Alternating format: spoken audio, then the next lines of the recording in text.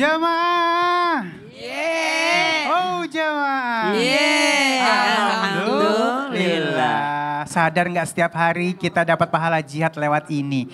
Ininya banyak banget tadi kita udah bahas ya. Dan terima kasih buat teman-teman di rumah, pemirsa di rumah yang baru bergabung bersama kita ya. Kita lanjut yuk.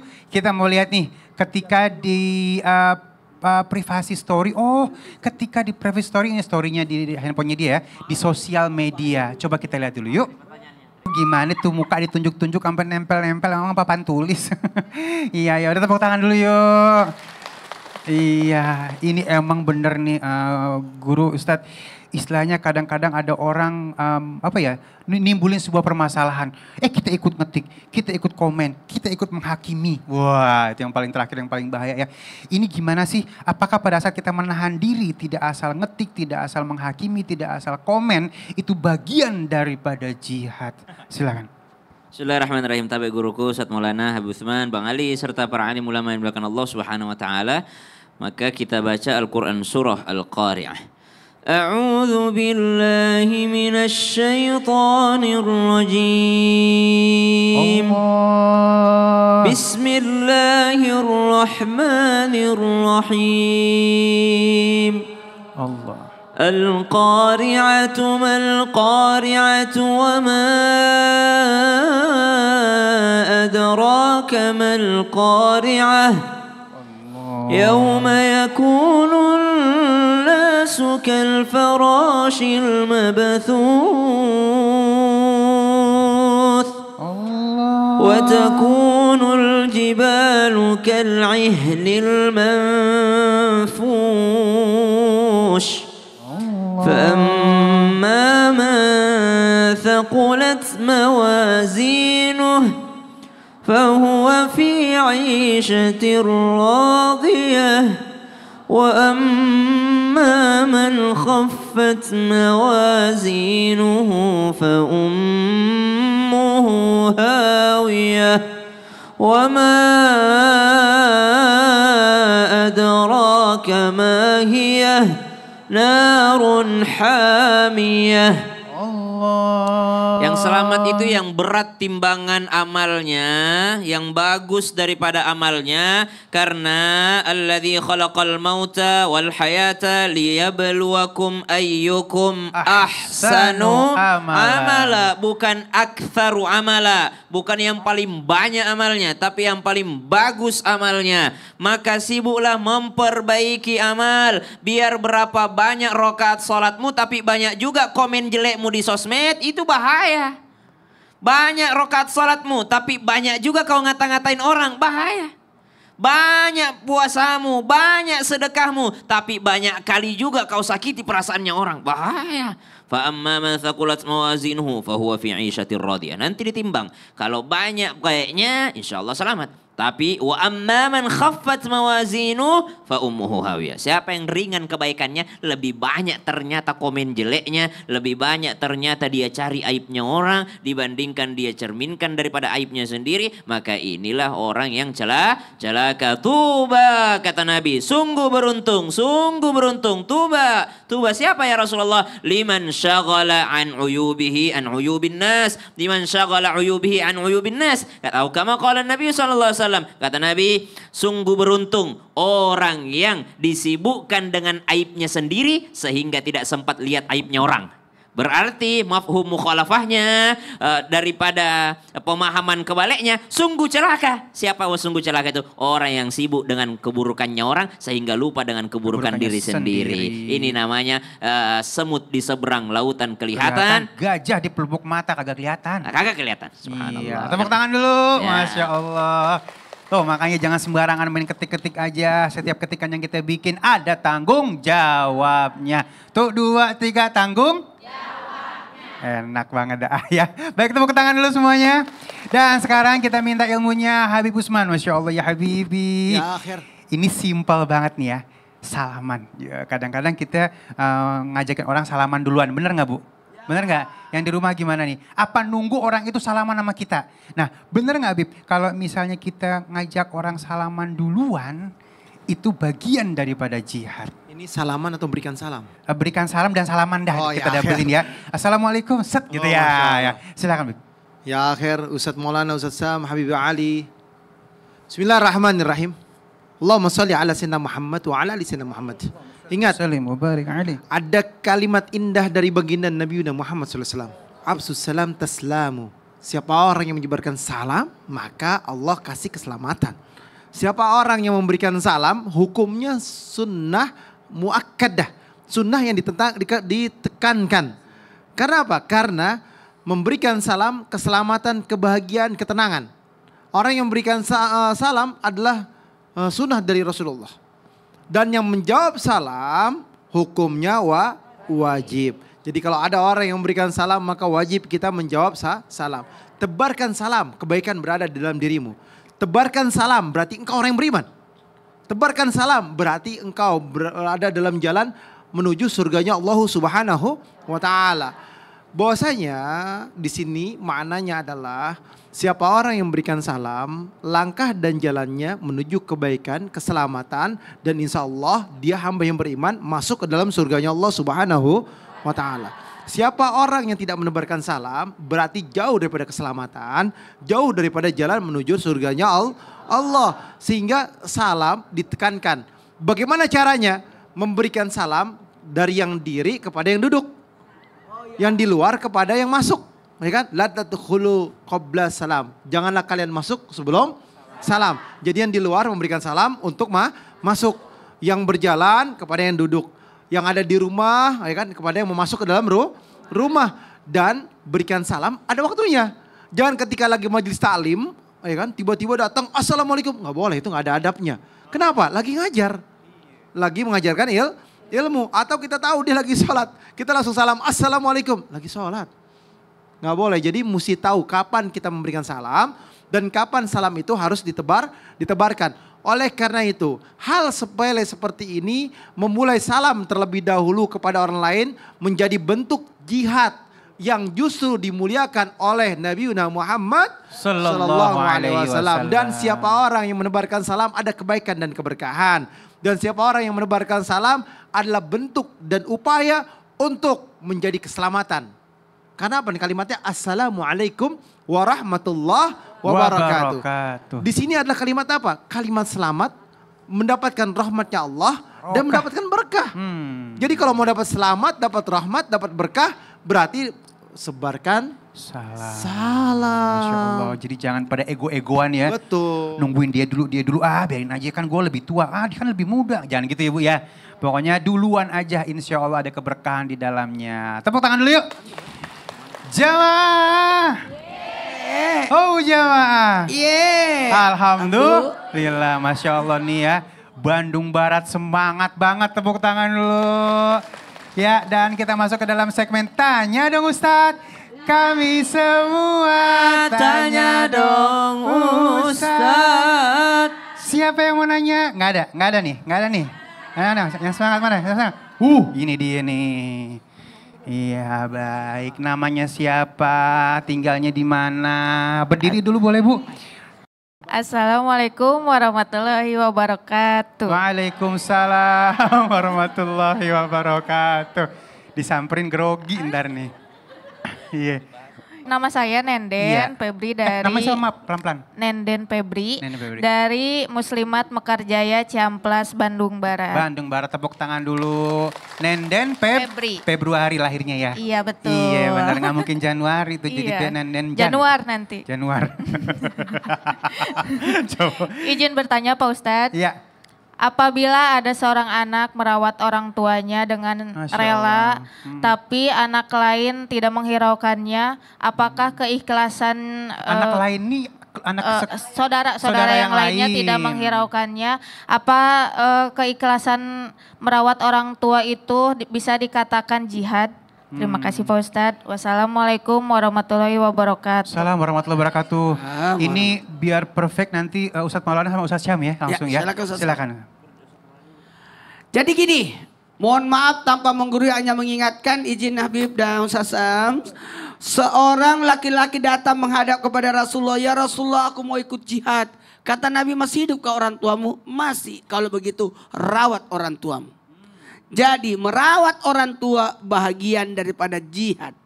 jihadnya seorang anak adalah mengurus orang tua.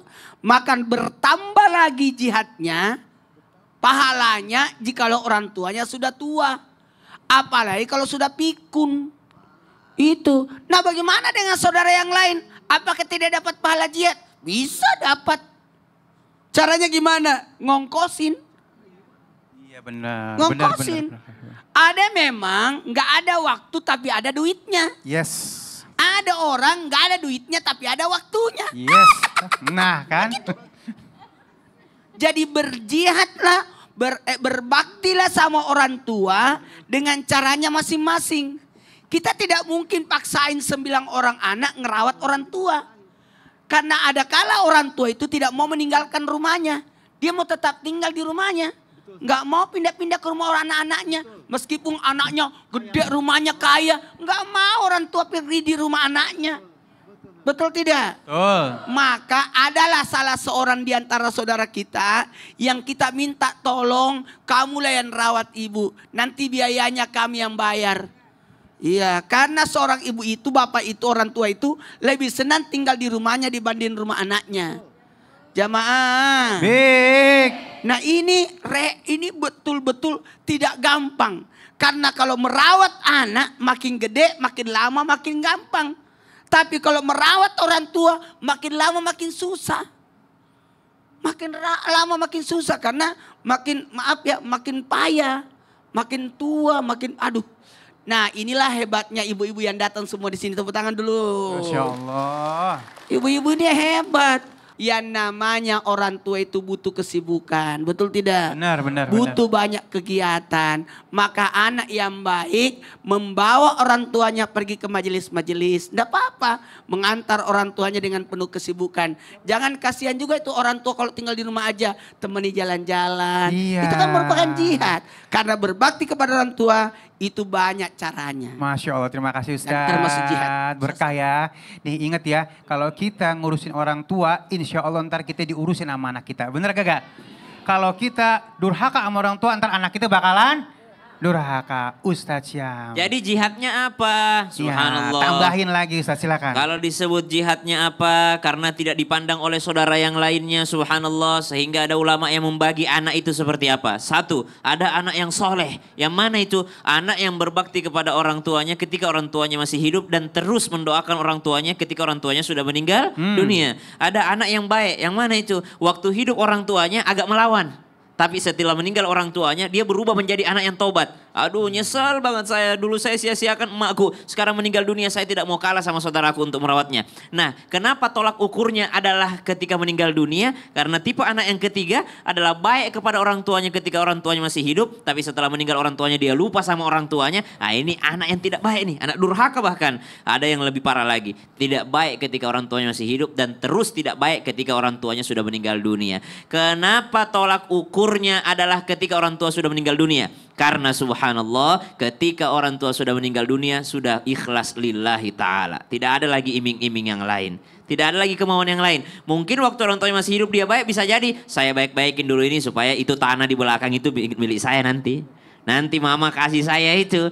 Kalau saya rawat emak ini, rumah ini milik saya. Kalau saya yang belikan obat, nanti kalung emasnya, gelangnya punya saya. Nah, kenapa? Dia baik-baikin ketika masih hidup. Ternyata pas meninggal dunia dia lupa mendoakan orang tuanya. Oh berarti anak durhaka ini. Sehingga betul-betul berbakti sama orang tua itu menjadi jihad fisabilillah. Kalau niatnya karena Allah subhanahu wa ta'ala. Bukan pengen dibalas sama orang tua. Bukan pengen dimuliakan, dibanggakan sama saudara. Bukan pengen dilihat amalnya sama orang lain, tapi karena Allah subhanahu wa ta'ala. Baru jihad. Terima kasih Ustaz, tepuk tangan dulu yuk. Nih pelajaran buat kita ya, Masya Allah jadi barokah semuanya. Baik, masih ada lagi yang mau nanya. Mana yang semangat, mana? Oh ini dia nih yang tadi nih, yang paling kenceng banget dah. Baik Ibu, silakan berdiri dulu, namanya siapa, tinggalnya di mana, minusnya berapa? Ya, enggak bercanda. Assalamualaikum warahmatullahi wabarakatuh. Waalaikumsalam warahmatullahi wabarakatuh. Nama saya Yayatul Hayati dari Masjid Salim Muslimat, Desa Mekarjaya, Kecamatan Ciamplas, Kabupaten Bandung Barat. Izin bertanya Ustadz. Oke. Masalah hijrah itu kan harus kemauan dari diri sendiri. Iya. Tapi gimana kalau kita sering mengajak teman-teman kita, saudara-saudara kita itu untuk berhijrah, apakah itu termasuk jihad juga Ustadz? Oke. Terima kasih. Ya. Assalamualaikum warahmatullahi wabarakatuh. Assalamualaikum warahmatullahi wabarakatuh. Bagus banget pertanyaannya.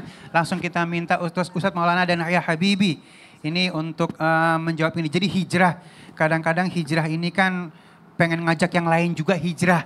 Ya, ini ternilai jihad nggak? Ngajaknya kayak gimana nih yang ternilai jihad? Mungkin seperti itu ya. Silakan ya Habibi. Bismillahirrahmanirrahim. Allahumma sholli ala sayyidina Muhammad wa ala ali sayyidina Muhammad. Ingat, ada yang namanya multi level marketing pahala. Ketika seseorang mengajak untuk berada di dalam jalan Allah, gak usah kayak gitu deh. Kita ajak ke majelis taklim, kita yang bensinin, kita yang kosin.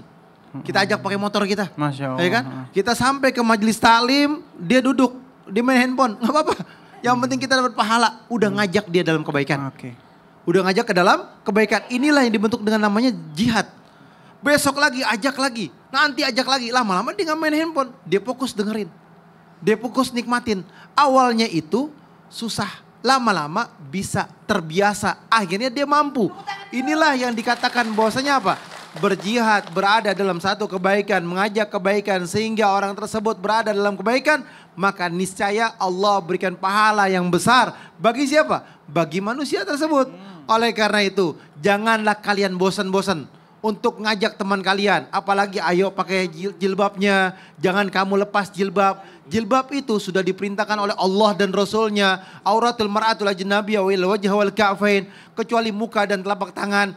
Maka dari itu haruslah ditekankan sesuai dengan syariat agama. Sehingga apa? Pahala kita mengalir. Oh teman kita 100 orang udah ngikut. 100 kali 1, 100 kali 10 kali 1000 kali. Banyak akhirnya pahalanya. Masya Allah. Jadi ini istilahnya ngajak seperti ini akan ternilai pahala jihadnya. Nah Ustadz Maulana ada yang mau tambahin nggak? Ada 3 yang tidak bisa terpisahkan. Mau tahu? Iman, hijrah, jihad. Ulangi. Iman, hijrah, jihad. Maka iman itu kekuatannya, hijrah itu prosesnya, jihadnya itu caranya. Maka proses ini dibutuhkan.